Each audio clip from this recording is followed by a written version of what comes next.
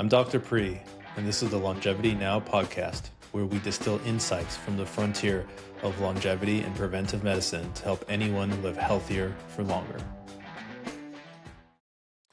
Hello, welcome to Longevity Now. I'm your host, Dr. Pre. Today, I am joined by Dr. Dana Gibbs. I'm really excited to talk to you, Dr. Gibbs. How are you doing today? Hey, I'm doing great. Awesome to have you. Want to quickly introduce you. So Dr. Gibbs is a thyroid and hormone expert. She's also a board certified ENT surgeon, and through her own personal experiences with thyroid disease led her to develop this deep and really interesting expertise that impacts a lot of folks. And she's now dedicated her career to thyroid and hormone health. And in addition to having a fantastic private practice that focuses on alleviating these issues, she's the host of the Beyond the Thyroid podcast, also YouTube channel. So we'll link to all that, and the Thyroid and Hormone newsletter. So all of that out of the way, really excited to talk to you about thyroid health. And I will admit, this is something that I've started to dig into and very quickly realized that I was getting in over my head. So I've been very excited to chat with you and learn about this from you. Awesome. It's so great to be here. Cool. Well, let's jump right in. Think it'd be really great to hear about your story and what led you to becoming a thyroid and hormone expert. Yeah, absolutely. Because a lot of people ask me, it's like, what the heck's an ENT doing learning all this stuff about endocrinology? And I'm like, well, I kind of did it in self-defense because it's been a big part of my adult life. So I knew I wanted to be a doctor since I was, 10 years old, 9 years old. I read about Michael DeBakey and Harvey Cushing and all these famous pioneers in surgery. And I just was like, oh, I want to do that. That's so cool. And then I got sick my senior year in high school. I had mono, which is a typical way that sometimes people's thyroid diseases, we know now, the typical way that they start. And after I got over that mono, which took months, I stayed tired and I found that I couldn't focus my brain and memorize stuff as well as I used to be. And so I delayed going to medical school. I thought, oh, I'll just go into engineering or whatever. And then I realized, you know what? I don't have what it takes to do all this math, this calculus, this differential equations. I couldn't do it.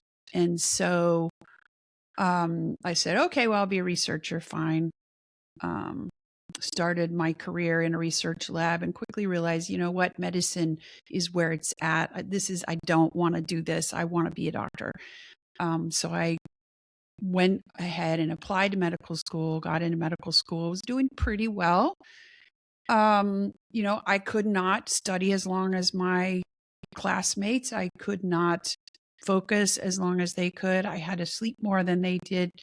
But it didn't really hit home until I got into the rotations in third year. And stuff was happening, like I was passing out on rounds and I just couldn't keep up.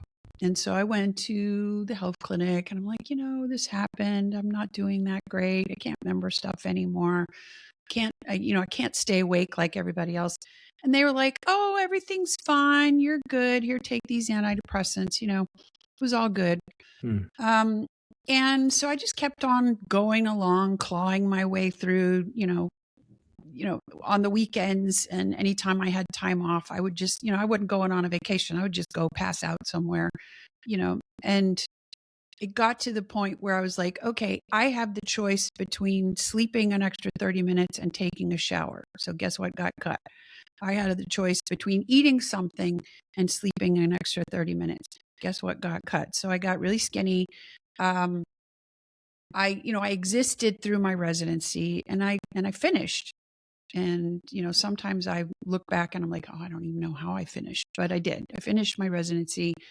I got a job in a private practice back in my hometown and I was doing okay. It was like, okay, everybody here has allergies. I have allergies. I have terrible sinus disease. That was part of it. I would get sick all the time.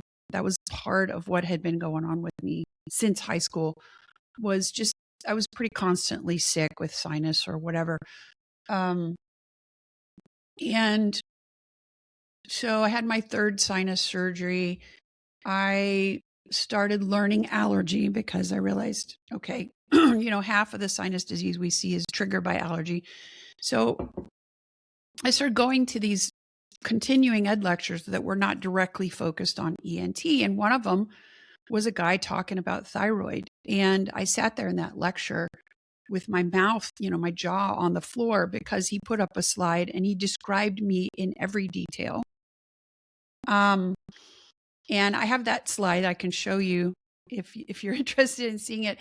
But he said not all thyroid disease has an abnormal TSH. And I was like, oh, really? Well, what can you do about it? And he told me what drug to take. And I was like, oh, and I immediately went home, got my primary care to prescribe that for me. And it was like turning on a switch.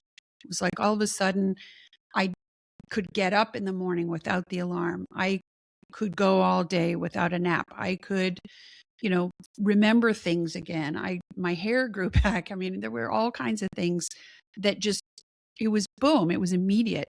And I was like, okay, thyroid is more than just TSH and levothyroxine. And so you'd at that point you had not been diagnosed with. I had never been diagnosed. No, I'd never been diagnosed. When I was in med school residency, the antibody tests for Hashimoto's disease were so new, nobody was even doing them. They were still kind of research. And so, it never occurred to anybody that I could have that. And my TSH was never out of the normal range. And so, nobody died. I was surrounded by doctors for 10 years and nobody thought, oh, you might have Hashimoto's disease. I mean, even though my eyebrows were gone and my hair was gone and all the things. Right. So once I knew, okay, abnormal TSH, and I could see that group of symptoms in my head, and people were coming to me with a thyroid nodule and wanting it out. And I'm like, okay. And they would come back 50 pounds heavier and sluggish and all the things. And I'm like, well, you have Hashimoto's disease. Doesn't your endocrinologist want to do something about that? And they were like, no, he said everything's fine. My TSH is normal. And I'm like, but clearly you're not normal. And the only thing that changed was I took out half of your thyroid gland. So it focused my attention really sharply on what is being done or not being done for these folks, of which I'm now one of them. And so I started looking for mentors, and I started, with this idea that mainstream medicine doesn't know everything. And the guidelines for thyroid treatment were pretty new at that point. So really not everybody was following them. And I found a mentor who was also an ENT doc, also somebody who had personally experienced Hashimoto's disease. And he said, here's what you need to do. And I started following him, and I started following him around. I'd go to conference after conference where he was and listen to what he had to say. And it was like, damn, everything he tells me is right. I go back and I try it with my patients, and he's right. It works. And the first time I had a patient who had had 4 miscarriages and all of a sudden was able to get pregnant and maintain a pregnancy, I was like, oh my God, he's really right. And so I just never looked back. And, I stayed in ENT for a long time, just doing general ENT. And I started getting this rep. This is the lady who can fix your thyroid or keep you from needing thyroid surgery or whatever. And so I got a bigger and bigger following of these thyroid patients. And then the next thing that happened was those women started heading into menopause, and they're like, can't you do my menopause hormones? And I'm like, well, no, I'm an ENT doctor. Of course I can't do your menopause hormones.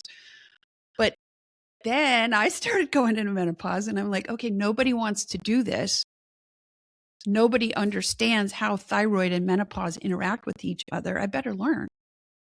And so I did. And so last year I got menopause certified, and I went back to Alan, who's this mentor figure that I was talking about. And together we now run a course on integrative hormone management for doctors, which is really fun. And we have a discussion group where we get together once a week and talk about cases. And it's just it's been really great. It's very small still. I would love to expand it, but right now it's still pretty small. That's super interesting. And first of all, I'm glad that you got the treatment you need and that you're doing what you do Yeah, for patients out there. I have a lot of questions, but I'm of really course. curious. What was that medication that you first took that helped you? So the medication that I took at first was Armour Thyroid, Okay. which is an animal product. It's a pork product. It's a combination T3, T4 in an 80-20. Well, it's 80% T4, 20% T3.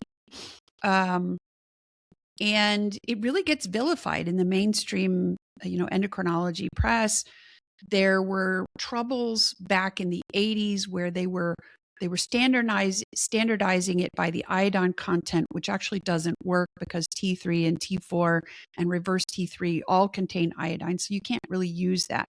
So once they started standardizing it by T4 content, it actually became much, much better. But the damage was done, and everybody really vilifies it now and says, oh, it's terrible. It's pig medicine. And, all these mean things they say about it. And it's like, look, it's just a combination of one particular ratio of T3 and T4. And if you know how to use it, it's a nice tool in your toolbox, but it's not everything. It's not the be all and end all. And I actually don't use it anymore because the combination that I need is not the right percentages Got it. anymore. Got it. And is that in contrast, levothyroxine is just pure T4? Right. Levothyroxine is pure synthetic T4. It was introduced in the 1960s or 70s, about the same time as the TSH test came into common use. And they used that and they said, oh, well, that's all you need, the TSH test and the T4, and everything else will work out and is all fine. And it turns out that's not true for everyone. It wasn't true for me. I mean, really, it wasn't true for me. Yeah, got it. And did you at some point try levothyroxine? Because it sounds like the Armour thyroid was the first thing you tried, and that Yes. was a big change. And then Mm-hmm. did you try levothyroxine and realize that the Armour was not as good? Or excuse me, that levothyroxine was not as good? I have never been on levothyroxine all by itself Mhm. because when I go completely off thyroid medicine, what happens to me is my T3 just goes in the toilet, Mm. really goes way, way down. And so what I take now, because my thyroid continued to Change. get damaged and go away, what I take now is T3 synthetic, levothyroxine is the name of that drug, and T4 together. Got it. So that's what I personally take now. Got it. Interesting. Okay. Super interesting. Going all the way back, is it a common story for people to have an illness, say like a mono, the way you did, or maybe just another URI, and then develop these symptoms afterwards, sort of in that autoimmune type phenotype? Sure. So maybe you ought to step back even a little further than that. So Hashimoto's disease or autoimmune thyroiditis is the most common reason to have hypothyroidism, especially in the US, where we don't really have iodine deficiency as a common thing. And it's really, really common. I mean, if you go and sample a percentage of the population, you will find that 15% of people carry those antibodies that are an indicator that you've had some sort of autoimmune activation of against your thyroid, which I think is really fascinating. And so Hashimoto's disease is an autoimmune disease that eventually destroys your thyroid. And it can be triggered by a variety of events. It can be triggered by an extreme stressor. It can be triggered by an illness. Mono is just one viral illness that I have seen as a trigger. It can be triggered by becoming pregnant. It can be triggered by going into menopause. It can be triggered by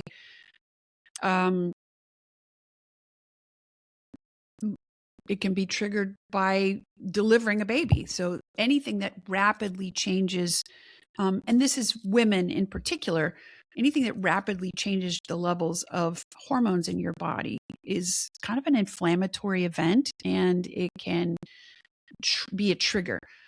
But there are starting to be known more particular immune phenotypes that are more susceptible to it. And it's pretty darn common, but it's not the only thing. There is also, for example, there is a genetic SNP, or there's actually several of them. There's a genetic SNP that impairs the functionality of the enzyme that converts T3 in your system. Mm. And if you don't have that, if you have that genetic SNP, and it's also common, if you're British descent, it's 15% carry that SNP, then you are more likely to have impaired conversion to T3. And we can talk about what that means more in a second if you want to. Yeah. Question for you, going back, you mentioned 15% of people have the antibodies that can indicate or sounds like lead to Hashimoto's. Yeah.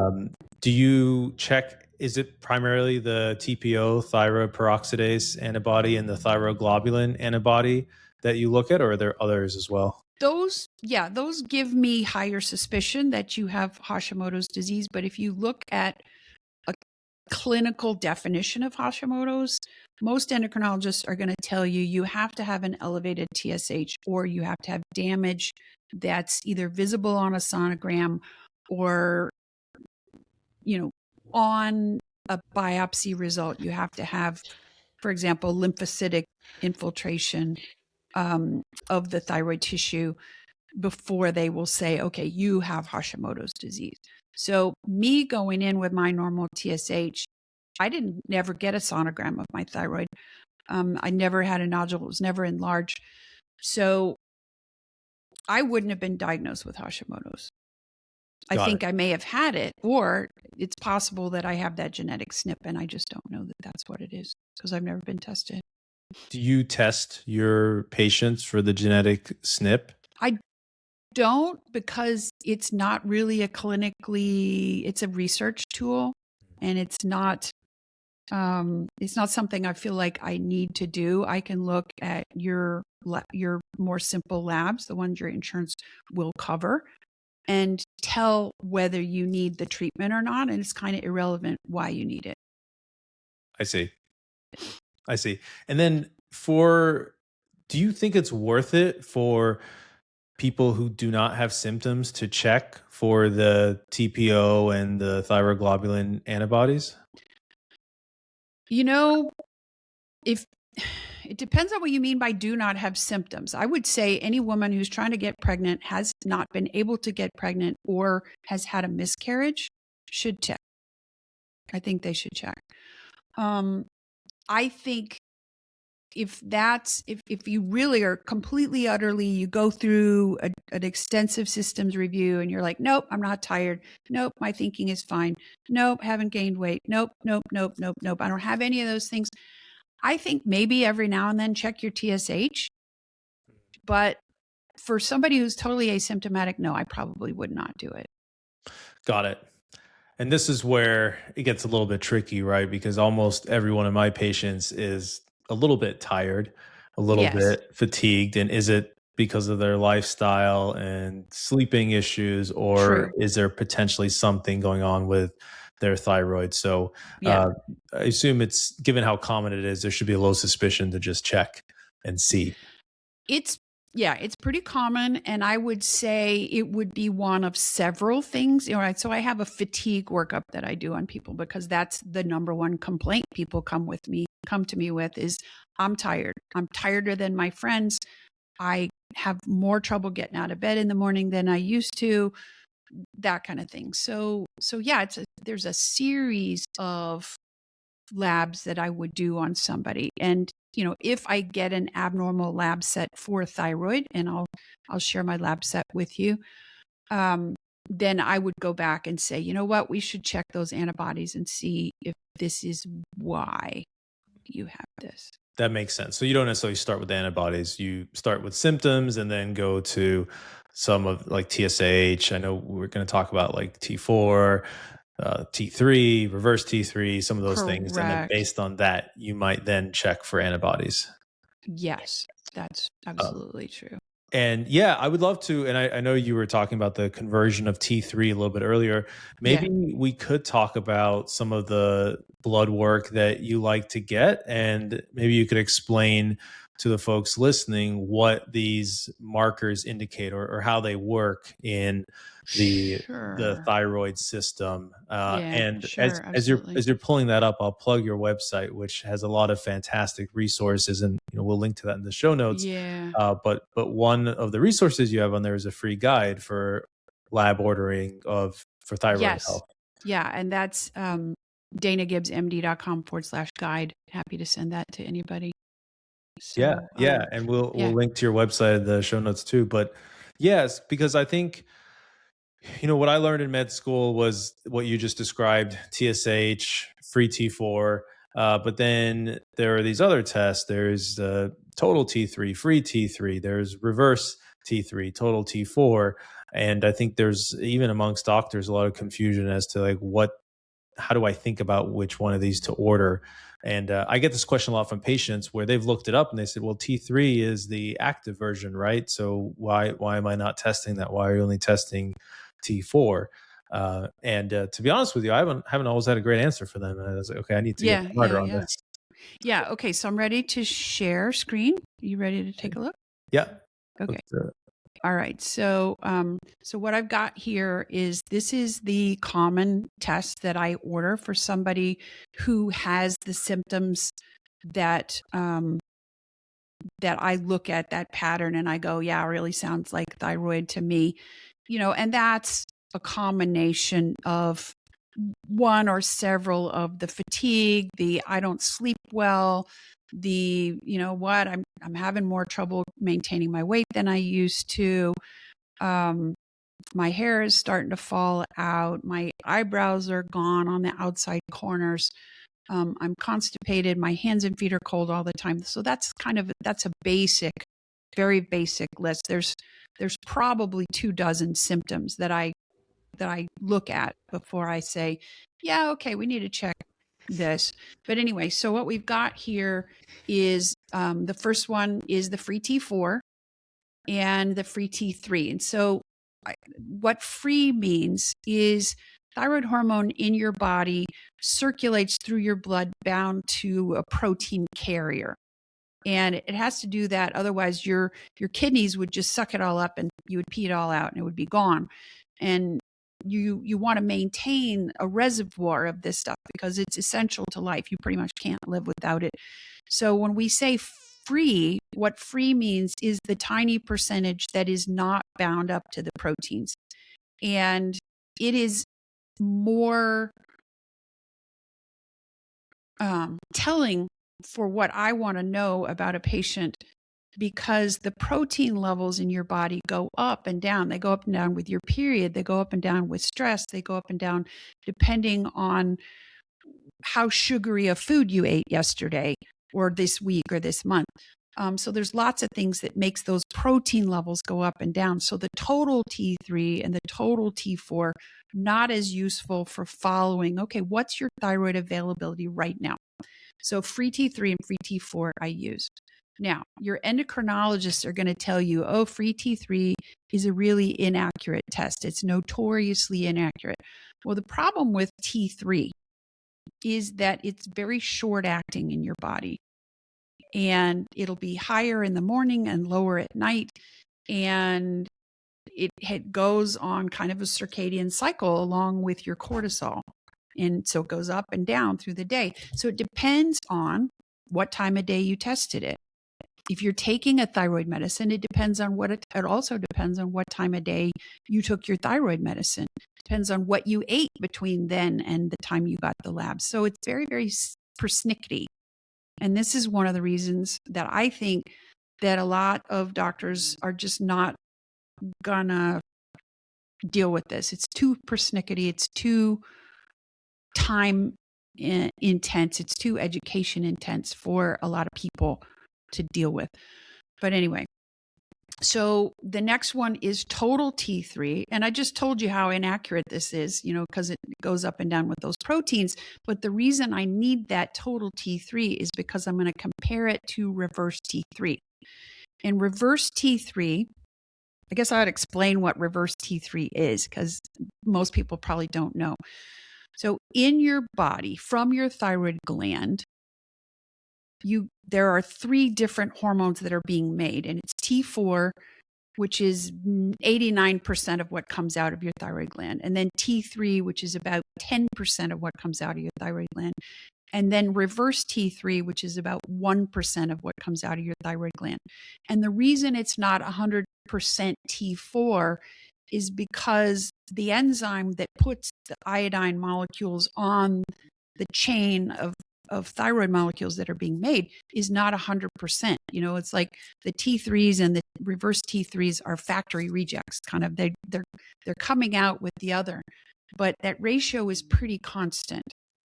Got it. So, and just to make sure I'm getting that, yeah, there are some unintended modifications to the enzyme that's supposed to be only creating free T4, and right. therefore you get some free T3 and reverse T3 that Yes. exit from your thyroid gland. Yeah. And and it may not be intentional. Because, and I say that the T3 is a reject because it's kind of not. When your TSH is high, the percentage of T3 that comes out of your thyroid gland will actually go quite a bit up. It might go as high as 20% rather than 10%. When your T4 goes high and your TSH goes down, that percentage might go as low as 7%, like a 1-to-15 ratio. So T3 is not static coming out of your thyroid gland. And that's something that most people just totally ignore. But anyway, so it comes out of your thyroid gland in healthy people at this 10-to-1 ratio with T4.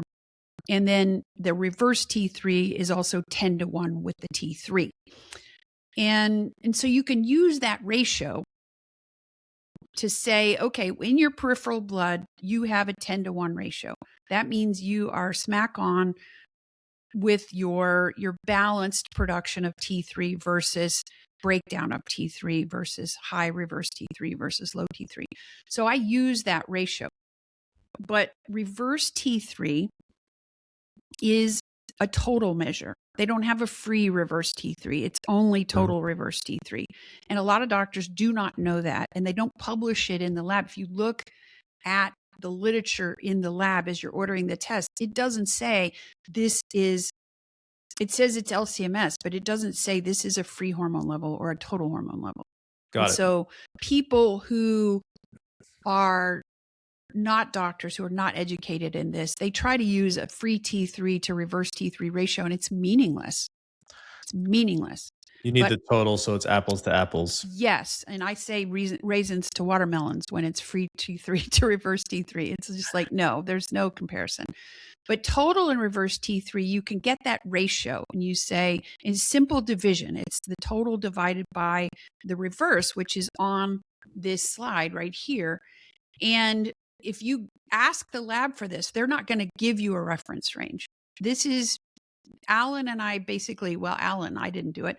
Alan made this up. He said, look, if you measure this and there's 2 studies that he found measuring this in completely asymptomatic healthy people. And it was 11.5 in one of the studies and 12.5 in the other study. And it comes out of the thyroid at that 10-to-1 ratio. So we can say anybody who's less than 10-to-1 is breaking down their T3, not building their T3 peripherally in the tissues.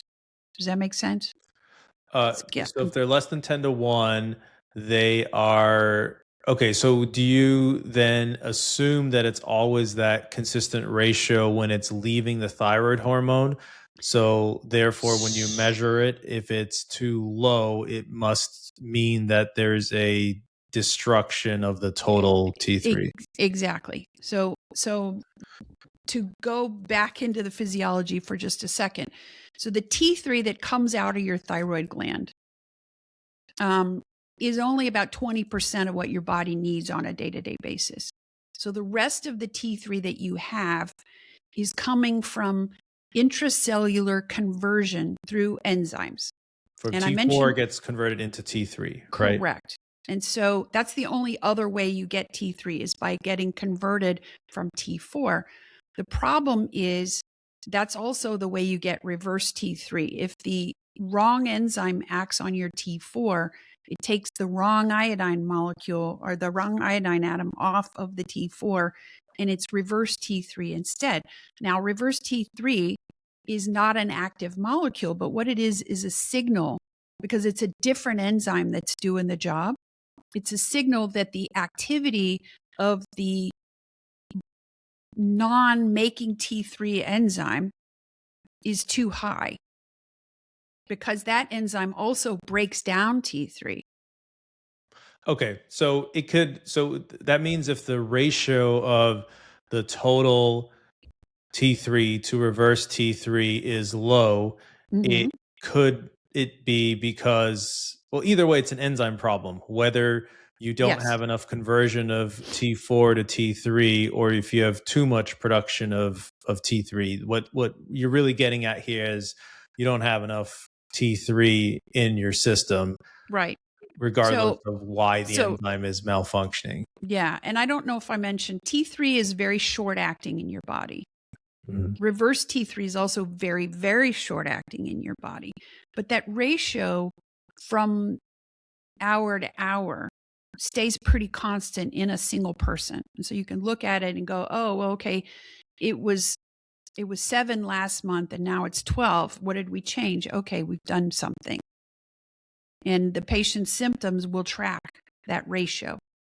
And so it's something that I use clinically.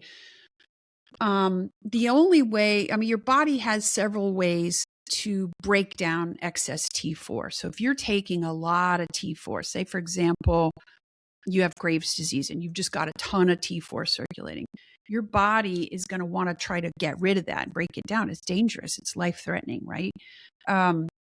So one of the ways that it does is it makes very, very high levels of this deiodinase type 3 enzyme, which is the one that will break down T4, but it also breaks down T3, because what it does is pluck an iodine atom off in a particular location off that molecule. And is that the one that creates reverse T3? And it creates reverse T3 from T4, and it also breaks T3 down into T2. Got it. I see. So it's So effectively, it's an iodine extractor.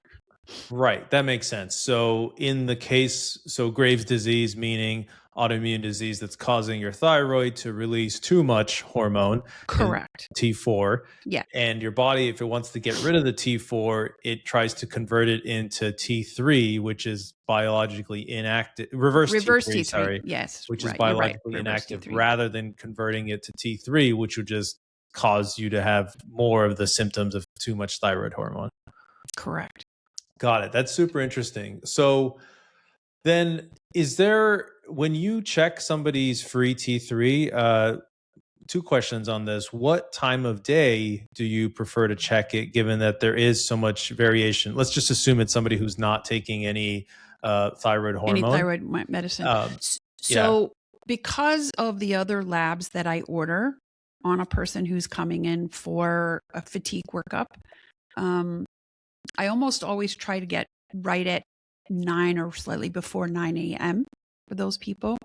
And the main reason for that is that I'm also checking metabolic labs. I want to know what their insulin level is. I want to know what their cortisol level is. And those tests really must be done in the morning.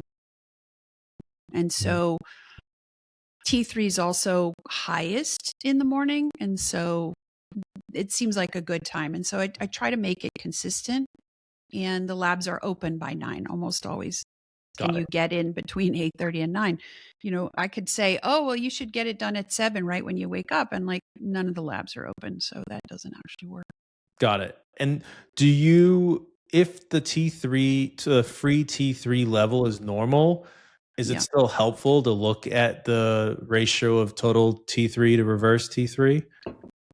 Yes, it absolutely is. And I have seen patients, so I call this, well, Alan calls it type 2 hypothyroidism. Mm-hmm. And what it is that you will look at somebody's labs, you'll get this set of labs, and free T4 will be normal, free T3 will be normal. It might even be in the upper half of the normal range, which is where I want it. Their total T3 will be fine. Their TSH will be fine. Maybe even in the lower half of the range, which is considered good, like 1 to 1.5 to 2. And their reverse T3 will be 30. And I'll be like, oh, okay, I know what's wrong with you. And I see this over and over again. And it's in people who come in and aren't on any thyroid medicine, but I especially see it in patients who come in on levothyroxine. And they're having symptoms of and they are terribly hypothyroidism. symptomatic. Mm-hmm. Yeah, I'm going to give a talk next month. And I'm using as a case a woman who had 4 miscarriages, and she came in on her levothyroxine, and she was doing everything right. She was gluten-free. She was mining her iron. She was doing all this stuff. She was exercising, and she was just exhausted. And she had had these 4 miscarriages, and every single lab test was normal until we put, and even her reverse T3 was technically in this reference range that they give you. But when you did the ratio, she was at 4, when it should be 10 or 12. And so we gradually took down the amount of levothyroxine she was taking. We gradually increased the amount of liothyronine, which is the synthetic T3. And she did extremely well. Her periods normalized, her mood stabilized, her energy stabilized. She began sleeping well. And within 6 months, she was pregnant. And she carried that baby to full term. That's amazing. And yeah, it was I great. know you and I have talked offline about this, how it seems like from a fertility standpoint, if you're not able to have a baby in a year, there's not a lot of digging into why or what might be happening. And the next answer is essentially going to IVF. It seems to be the case from my friends and some of my wife's friends these days. What in that scenario is so just to work through the logic, since we were just talking about it, if this patient's reverse T3 or total T3 to reverse T3 ratio was very low, despite normal numbers on her free T3 and free T4, she had excess reverse T3. So the enzyme that was supposed to be converting T4 into T3 was not working as much as the one that was converting T4 to reverse T3. Yes, exactly. And therefore, even though those numbers all looked good, she was having symptoms because her body wasn't getting enough of the free T3, which it needs to function properly from a metabolism standpoint. So what happens then? Why does that prevent someone from being able to have a child? Like, do we know the physiology behind that? So there are lots and lots of reasons why inadequate T3 suppresses brain development in a fetus. It suppresses ovulation. It suppresses the GnRH cycling that causes a release of an egg. It decreases the blood flow to the placenta. I mean, there's so many reasons. And most of the studies are done on thyroid in general, but T3 is the active hormone. If you look at a list of symptoms of hypothyroidism and you say, oh, well, you're sick because you have Hashimoto's disease and you're blaming it on the antibodies. Well, the truth is not really. The problem is that you have inadequate T3 delivery at the tissues, at the nucleus, at the receptor. And all of the things that T3 does are not happening as well as they should be. And so you can just get a ton of stuff. You get this luteal phase dysfunction where you're not developing the placenta as well. You get the anovulation, which means you might never conceive in the first place. You don't have the pulsatility. You have impaired early fetal development. So you can if you get through the first couple of trimesters, you can still have preterm birth, and you can have impaired fetal brain development, and just lots and lots of miscarriage risk, even in people who have a normal TSH.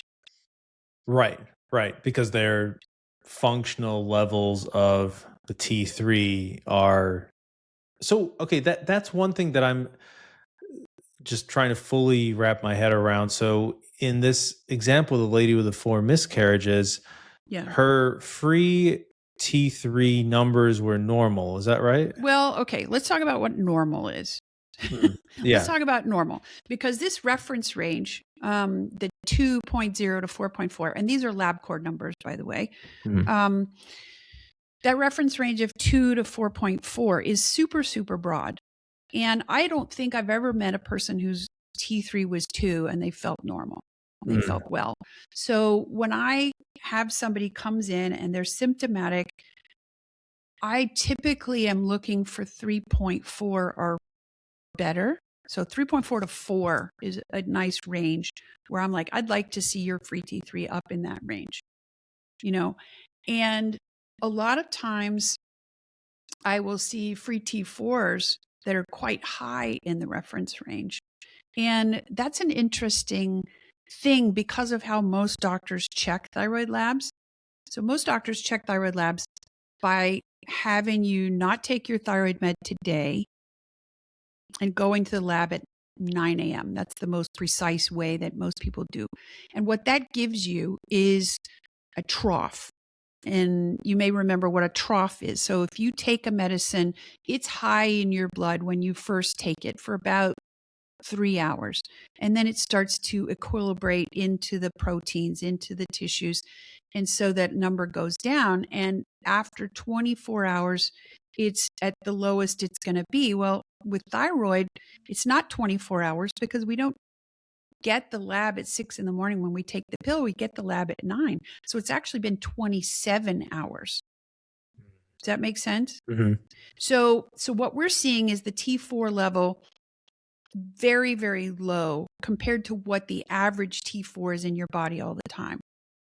And I mentioned earlier about how high T4 levels, for example, in Graves' disease, can shut off conversion of T4 to T3 from the thyroid gland itself or in the peripheral conversion. Your body says, oh, we have enough, and it deactivates the correct enzyme, the T3 making enzyme.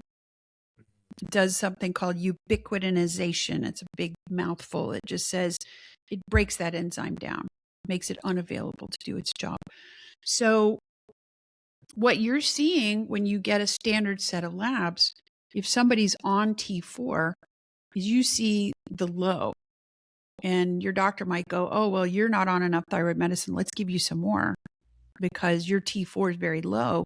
But the truth of the matter, it's probably a lot higher than that.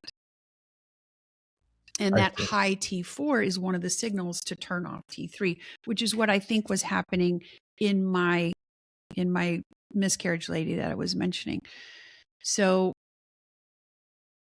one of the things that I have folks do before I will test them again is I say, okay, go back and split your thyroid dose in half.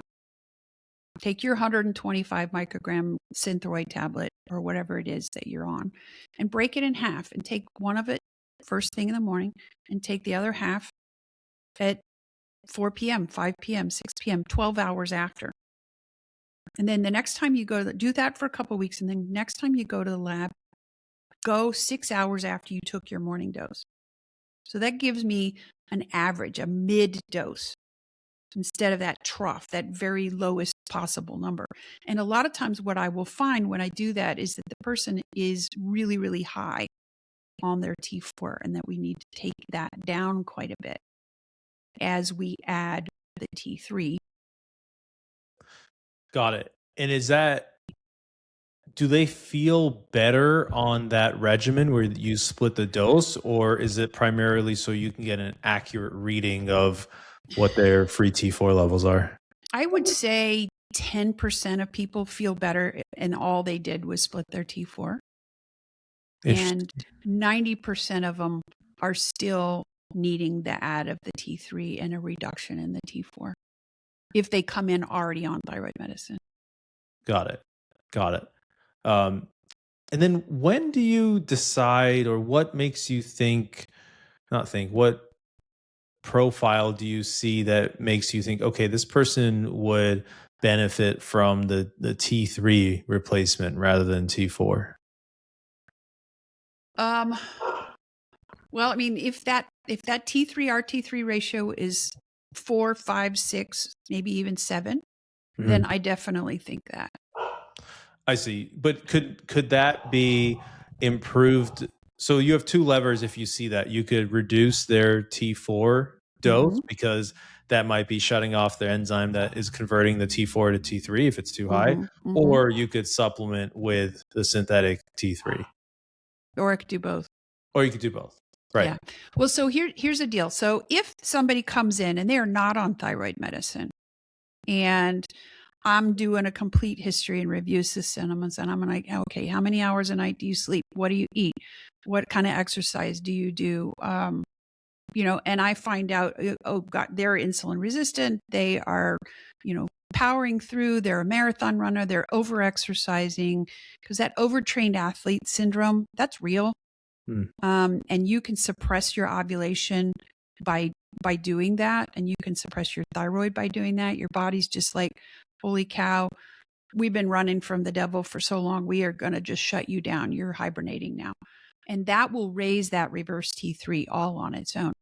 Overly calorie restricting will do the same thing. So malnutrition, your body, even if you're overweight and you're like, I'm dying to lose this weight, your body perceives malnutrition if you're not getting enough protein, enough healthy fats, enough nutrients, minerals, enough iron. Iron is so, so important.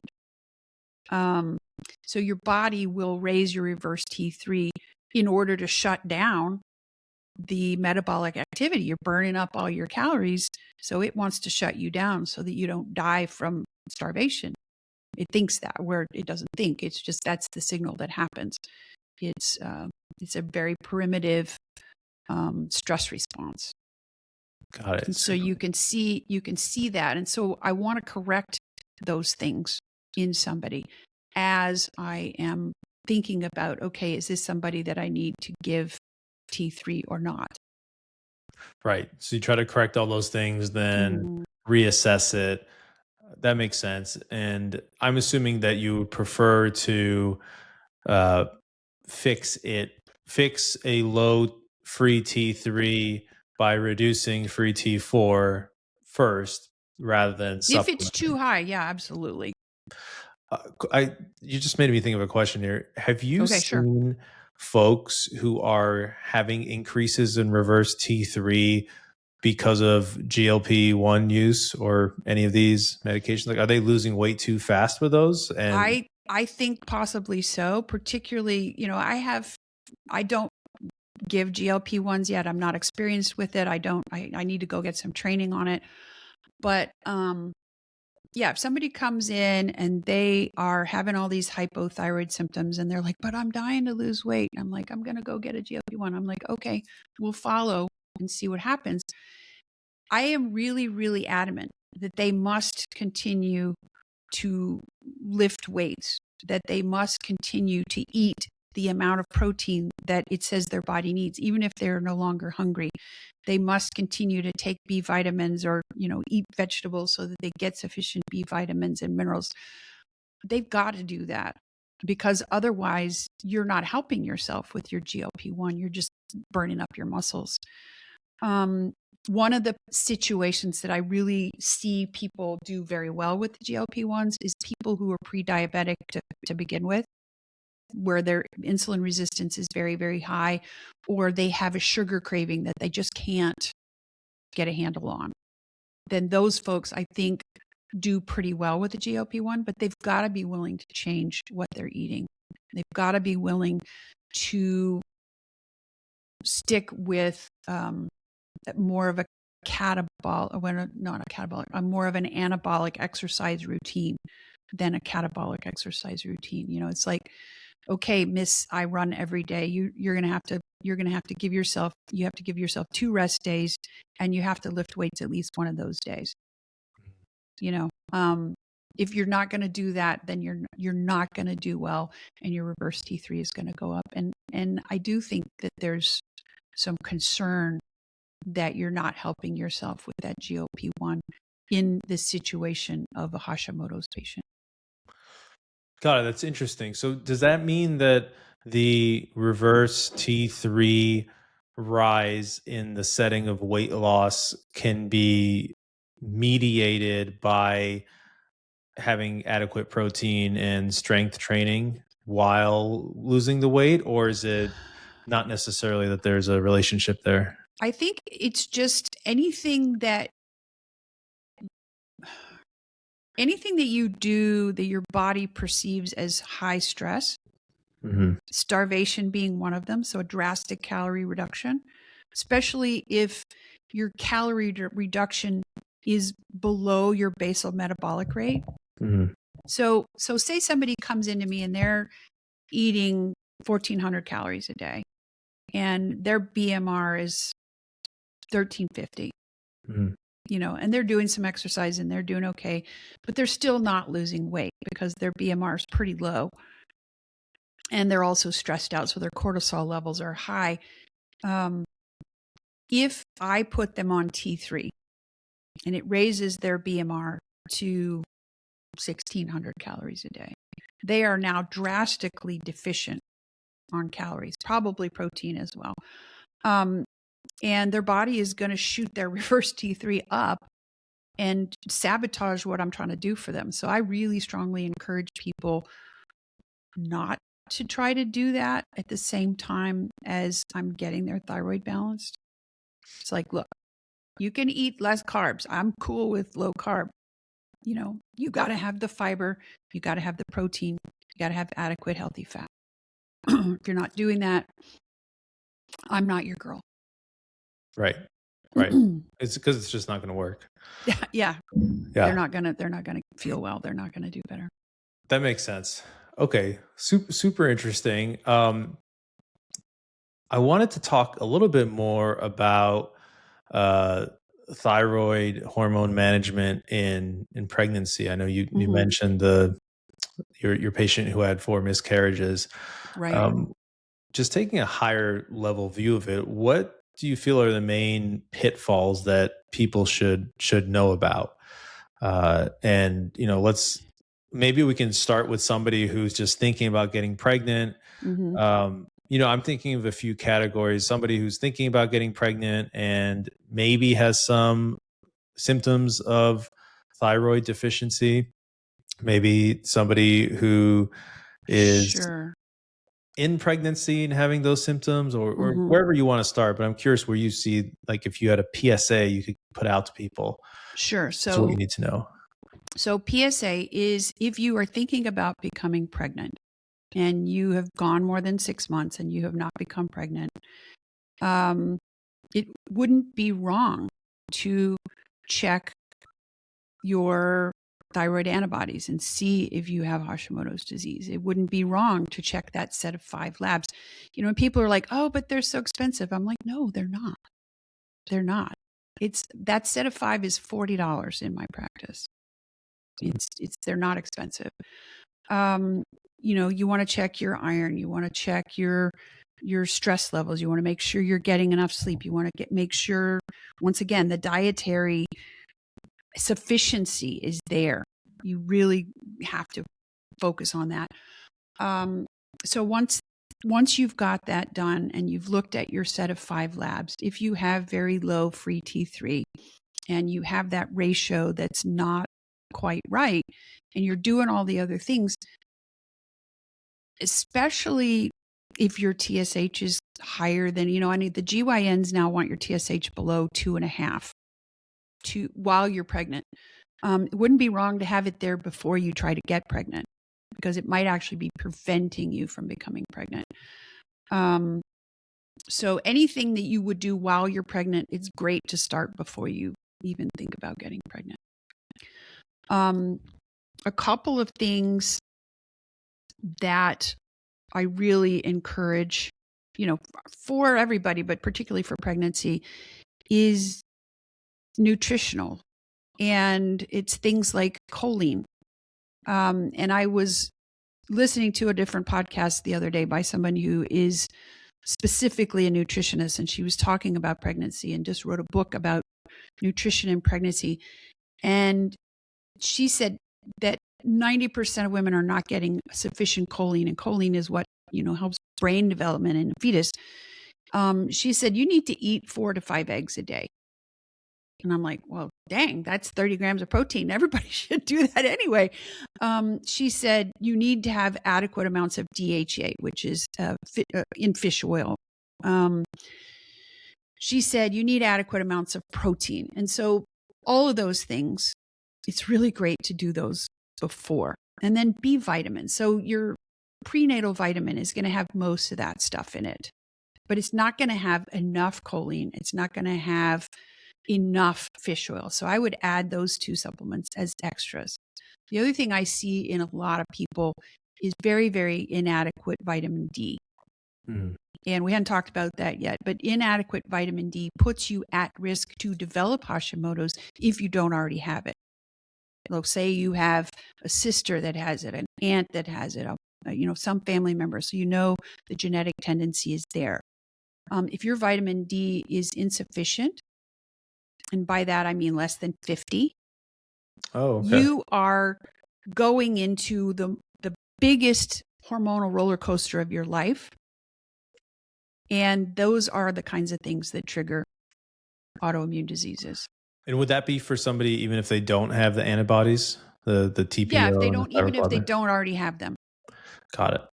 If you have that family history, I would be like all over that vitamin D. I would give it to my kid. Actually, I do give it to my kid because I don't want her to get it in the first place. And so I'm like, you got to take vitamin D. You never go outside. You got to take vitamin D. Yeah, it's something that I very actively look at for my patients as well, vitamin D. And I wanted to just key in on one thing you mentioned there on the TSH, getting your TSH down below 2.5 if you're thinking about getting pregnant. What do you recommend people do in order to do that? Would you say take a levothyroxine in order to help drop the TSH, even if you don't have symptoms? Or how do you think about lowering TSH? So taking levothyroxine is the pretty standard action that you would take. Not everybody who has hypothyroidism needs T3 that I was talking about. But more people need it than they think, because if they do studies and they show 80% of people do pretty well with levothyroxine, 20% do not increase their T3 levels, do not feel well. And as a matter of fact, their T3 levels will drop if they take levothyroxine. So you want to look at your labs and go, okay, I get that set of 5 and I look, okay, TSH is high. Let's assume this person's TSH is 5 and we want to get it down to 2. And then the next thing I look at is, okay, which one of the 2 is lower? Is the T3 lower than the range I like? Is the T4 lower than the range I like? If they are both low, then I might use Armour Thyroid. It has T3 and T4. That's a pretty simple solution. If the T4 looks like it's smack on where I want it and the T3 is lower than I want it, then I might just use T3. Very rarely would somebody come to me because people come to me after they've failed with somebody else. Very, very rarely is somebody come to me and I'm going to go like, oh yeah, you just need levothyroxine. It's the simplest solution, but it's not always the ideal solution. Right. Got it. But the solution then would be some kind of exogenous treatment to help get that TSH into the below 2.5. Yeah. Well, so here's an interesting thing that I didn't learn that long ago. And I'm actually getting ready to release a podcast episode about iron deficiency. And women, of course, because we have periods, are more susceptible to iron deficiency. Iron deficiency and thyroid become this vicious cycle, because if your iron is insufficient, then you don't produce Iron is necessary for thyroid peroxidase, which is the enzyme that produces the T4 in your thyroid gland in the first place. It is also necessary for the deiodinase enzyme that makes the T3 from the T4. And if you have insufficient iron, you might have insufficient iron because of something else, like maybe you have celiac, or maybe you just don't eat enough iron. Maybe you're just losing too much blood every month. But you might have iron deficiency because your thyroid is low, because it's a two-way street. If you don't have sufficient thyroid function, thyroid activity in your gut, you don't make enough stomach acid. You don't absorb your iron. It's it's funny. People who take iron pills, but are on a really nice whole grain, lots of legumes kind of diet, they make a lot of an enzyme called a phytate, and phytate chelates your iron, keeps you from absorbing it. And so I tell people, look, if you're going to eat whole grain, don't eat it when you take your iron, and take your iron with vitamin C, which turns that phytate off, stops it from blocking your iron from being absorbed. If somebody comes in and they have a very, very low ferritin, very low iron stores, they should be looking to see if they have celiac. That's super critical, because celiac is super dangerous for pregnancy. It does lots more than just GI upset. And it really blocks you from absorbing iron, which then turns around and affects your thyroid. And it's a vicious cycle with iron and thyroid. And that's folks who may not even have obvious symptoms of celiac, just like off of a really low ferritin. It's worth checking out. Yeah. If your ferritin is really low, one of the things you need to make sure is you don't have celiac. So that's super interesting. I'm excited to hear your content on iron and how that interacts with all this system. And it strikes me as you're talking about this, that these hormonal systems, we think of them and we learn about them independently, but they are very interrelated. Yes. I know you were mentioning also the menopause work that you now do.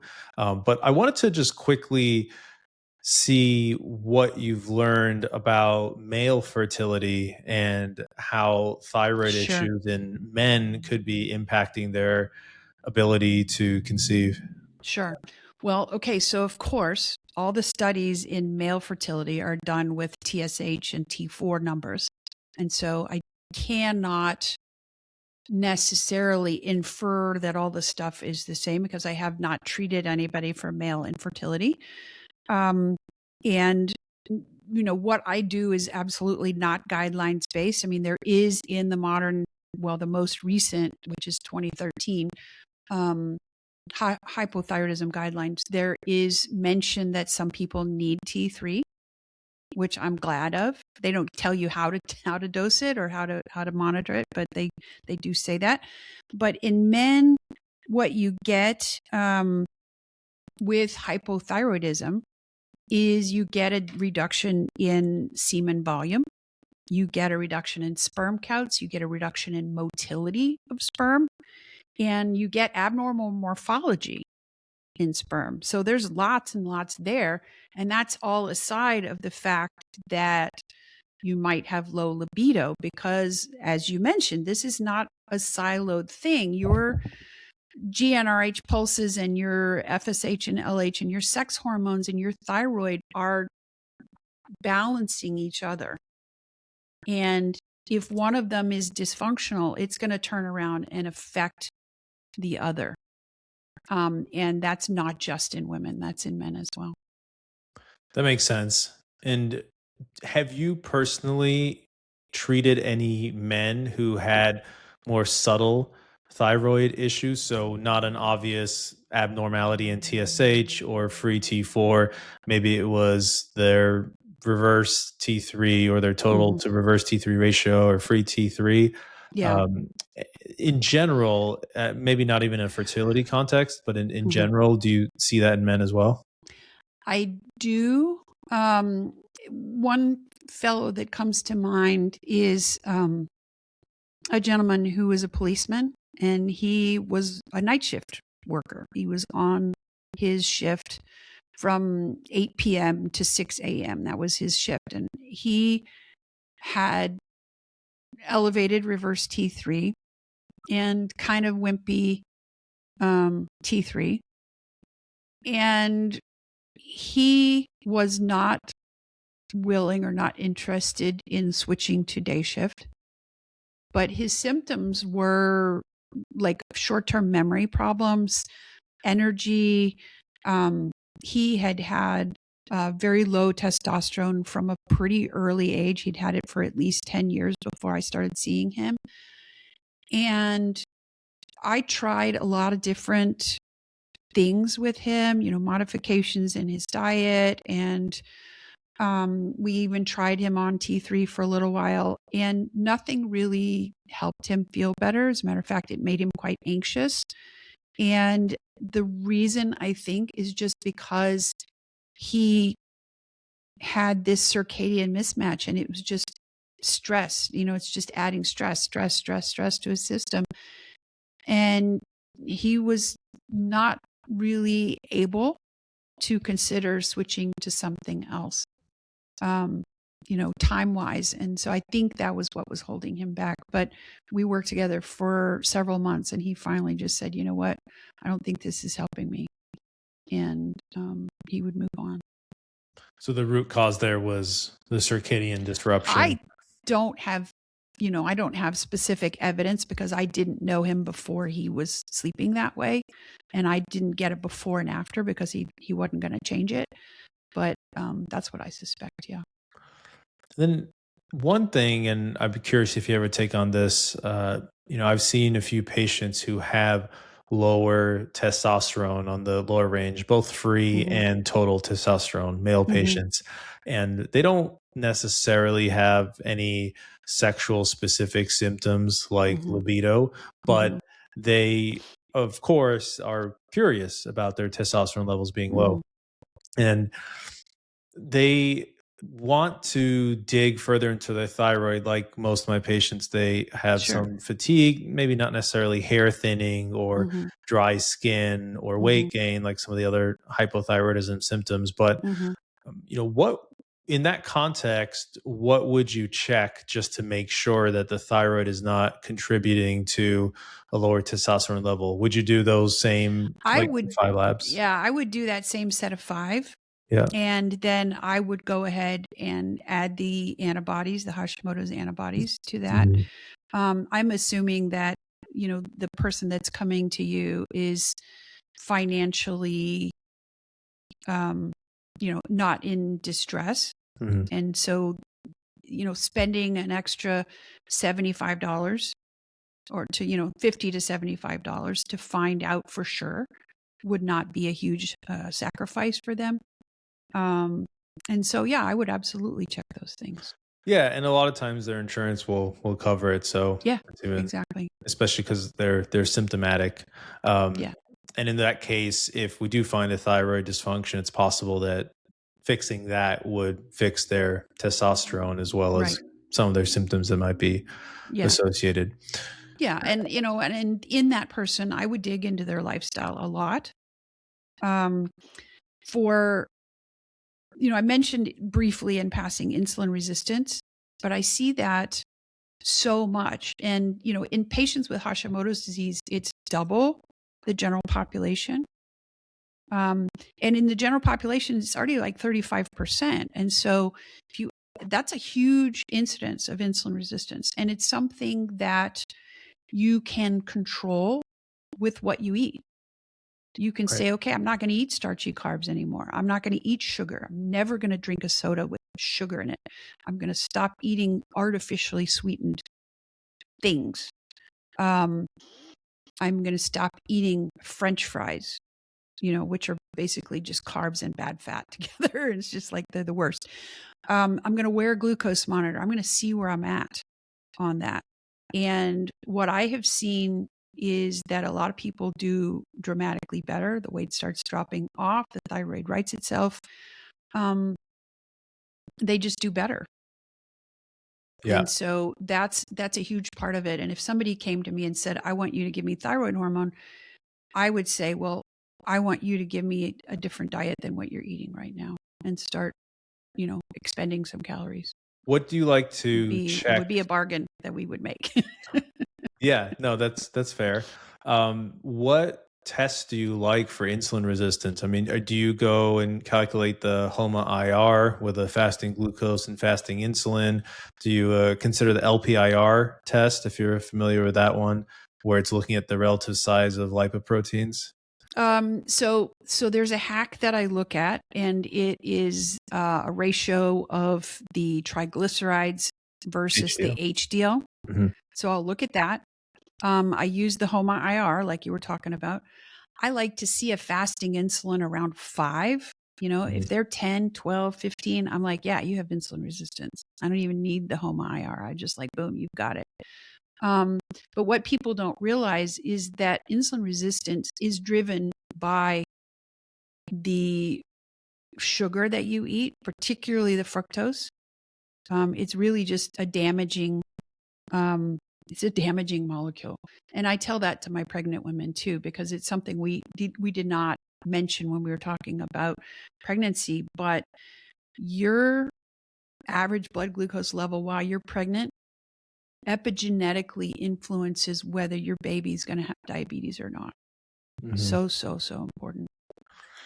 Do you think that the male epigenetics while they're trying to conceive also has an impact? This is something that I thought about when going through this with my wife. It's Oh boy, like I I need to be less insulin resistant because that's going to impact my sperm, which could then impact the egg. I don't know. I don't know the answer to that. I mean, I feel my feeling about the sperm is that it's a supplier of genes, but the sperm that you make in the 3 months prior to the conception are definitely influenced by what you're doing Right. with your blood sugar. And my guess would be probably yes, but I have no evidence or data to back that up. Right. Me neither. And that's would be very difficult to study, I'm sure. Yeah. But yeah, that's something I think of. That's really interesting. That makes sense. One other thing I wanted to ask you about related to the thyroid that you've talked about is the cortisol. Okay. And because I have a lot of patients who I think that they might have some insulin resistance, even Mm-hmm. based on the numbers. Mm-hmm. But their hemoglobin A1C is pretty good. Their average blood glucoses are pretty good. Mm-hmm. And I feel like the stress is one of the things that is the most difficult for me to manage for Mm-hmm. some folks, Mm-hmm. because it almost is harder to manage stress than diet. Yes. Um, and I'm Especially if you have a high intensity career and a family and, uh, you know, obligations, outside of work.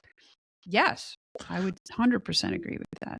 Do you have any hacks for helping people improve that other than, get a new job, which obviously. Okay. So I can tell you what has worked for me.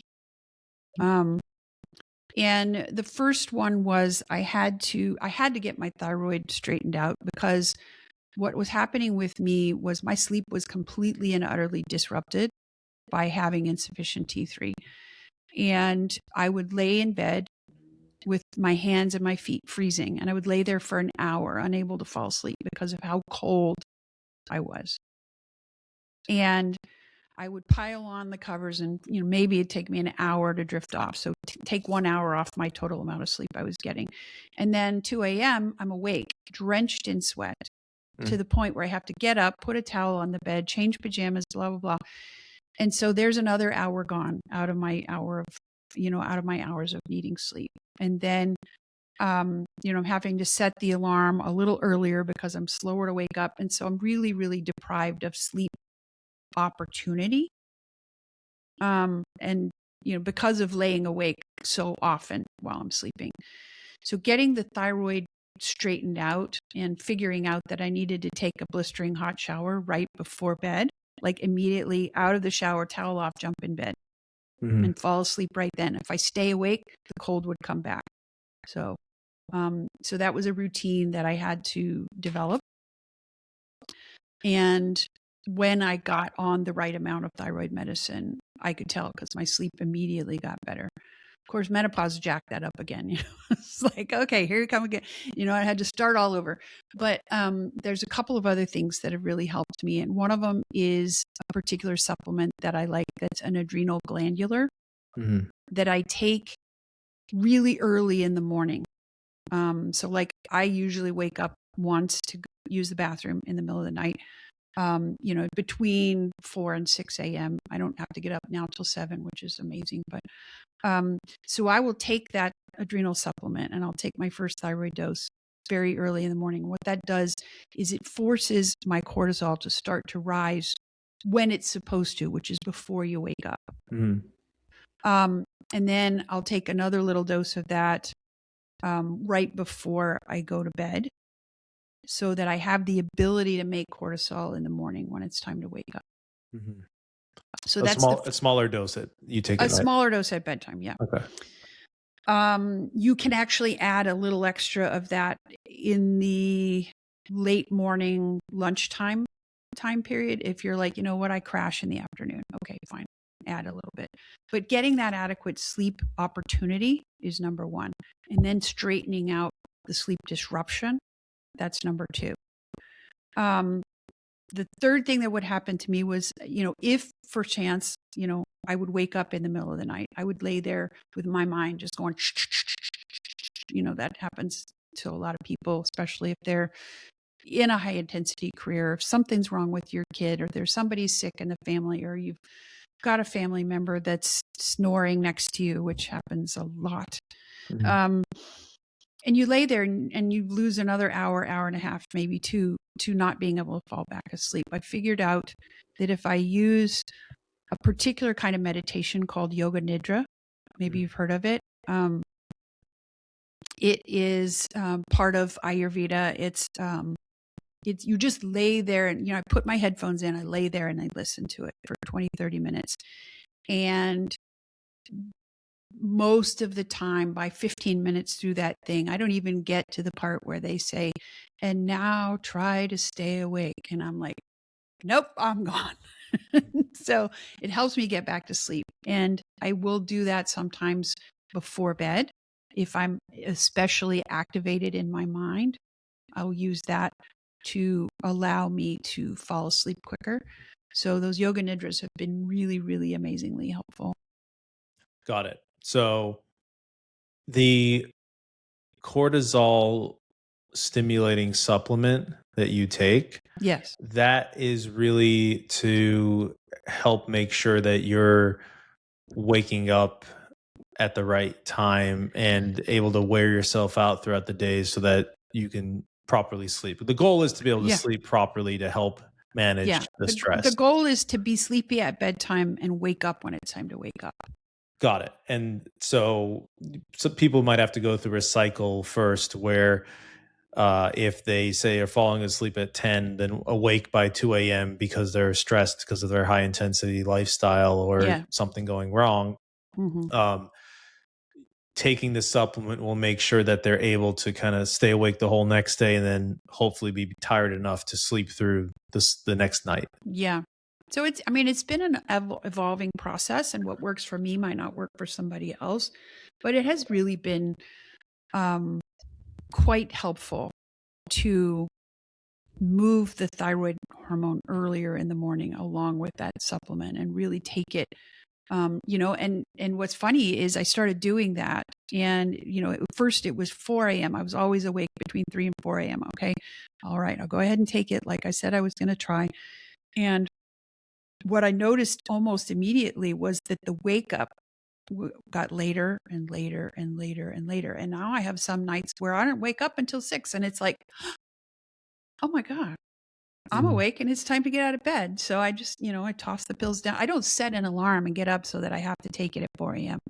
I'm not that hardcore, but I have never slept through the night. And now I'm, 30% of the time I'm sleeping all the way through. or I don't wait, or I drank too much water right before bed last night. So I'm waking up at 5 and I got to get up and pee, but I can immediately fall back asleep now. And I never could before. Do you think that was due to stress or thyroid or both, I guess? I think it was cortisol. I think it's stress. I think it's, I think my thyroid is pretty well balanced at this point. I've been doing this a minute. Mm-hmm. But the trick with taking that supplement super early in the morning was really what started me on this path of, okay, I'm not waking up in the night anymore at 3 a.m. That's great. Yeah. Yeah. That is interesting. And last question here on the cortisol side, is it common or even that maybe not common, but not uncommon to see people who have thyroid dysfunction because of their cortisol? So if you can fix the stress, the cortisol, then the thyroid starts functioning normally. I think maybe you're right, but that is it's nice in theory, but it is very, very hard to fix your cortisol when your thyroid is abnormal and you're not able to sleep and you're not able to remember things and you're not able to go for a walk because you're just too damn tired. Mm-hmm. And sometimes you have to fix the thyroid first and then work on the lifestyle once your energy's a little better. Got it. That makes sense. And then you may be able to peel off of like thyroid hormone replacement or whatever you did to help. Maybe later, but remember that thing I was talking about the genetic SNP? Mm-hmm. I think there's a certain proportion of the people that I'm treating that's what they have. Mm-hmm. And every time I try to stop their thyroid, their ratio goes to hell again. Mm. And they notice it and they feel bad. And it's not my TSH is rising, it's the ratio goes. Right. Right. Interesting.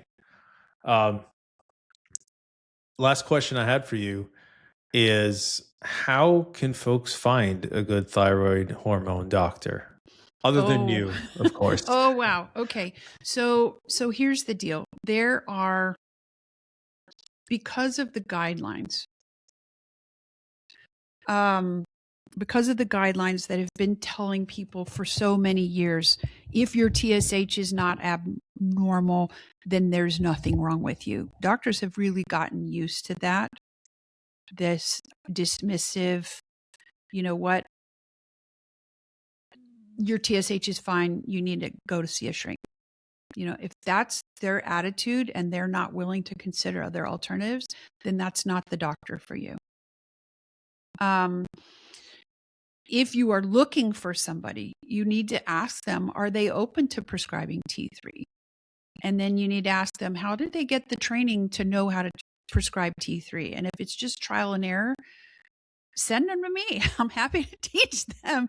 I'm happy to teach them, because right now what I see is that there are a lot of docs who are making a lot of mistakes with T3. They see the guideline says, okay, T3 is all right now. And so they just kind of randomly start doing it. And it's like, look, there's a lot of nuance to this. It's not simple. Okay, I don't want to say it's not simple. It's kind of simple. It's maybe as simple as managing somebody's blood pressure who needs more than one medication. It's not trivial. But that's a great way to describe it. It's not as easy as your TSH is high, here, take this levothyroxine. Mm-hmm. It's not that simple. And so if you go into that and you start prescribing T3 for folks and you don't really have any training in the stuff that I teach people, the likelihood of it failing is pretty high. And the likelihood of you not getting as good of results as you could is pretty high. And so find out how a doctor got their training on how to give T3. Ask them if they check reverse T3. There are very few docs thus far that see the value in following that T3-RT3 ratio the way I do. There are many, many docs who will check your reverse T3, but they don't know how to use it to guide the management of thyroid hormones. ask them what their diagnostic criteria for Hashimoto's disease is, and the recommendation for folks who seem to have it, but their TSH is still in that okay subclinical kind of range. Because if they just say, oh, well, you just have to wait for it to be abnormal, then that's not the doc you need. There are internal medicine docs, there are endocrinologists, there are integrative medicine specialists who know this stuff, but unfortunately, there are not very many of us out there. At this point, my clinic, we don't take insurance, so that for a lot of people is a no-go. They, literally just cannot afford to A, pay their insurance premiums over here, and then B, pay me to be their doctor for more money than they would have to pay as an insurance premium. I am licensed now in several states. I've got Colorado, Michigan, Georgia, Kentucky, in addition to my Texas license. So, I'm more available for that.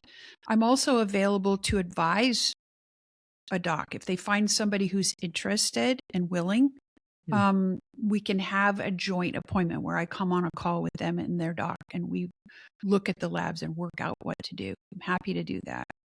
But yeah, it's disappointingly hard to find doctors. And so that's one of the reasons I got into this. I really want to teach this to other people, and then build a directory of people who know. Well, that's awesome. We'll definitely make sure folks have your info. And I like that you're doing the, for lack of a better term, consult model. That's really interesting and helps extend your knowledge and bring more access to the care beyond where you're licensed. And I've recently gotten a couple licenses myself, including Georgia, and just am reminded of how painful the process is every time I go through it. And It is expensive. painful. It's painful and it's expensive. Yeah. Yeah, absolutely. Well, thank you so much, Dr. Gibbs. I really appreciate your time and you sharing all this with us. We'll link to all the resources you have and your website. And I think people are going to really benefit from this. And I know this is just scratching the tip of the iceberg as to what you know about thyroid management. And, we didn't even talk about menopause or broader hormonal management. And you're obviously just continuing to learn more and more and get deeper into this. So I'm excited to share this with everybody and then follow along in your journey as you continue to help people solve these problems that other folks are not solving.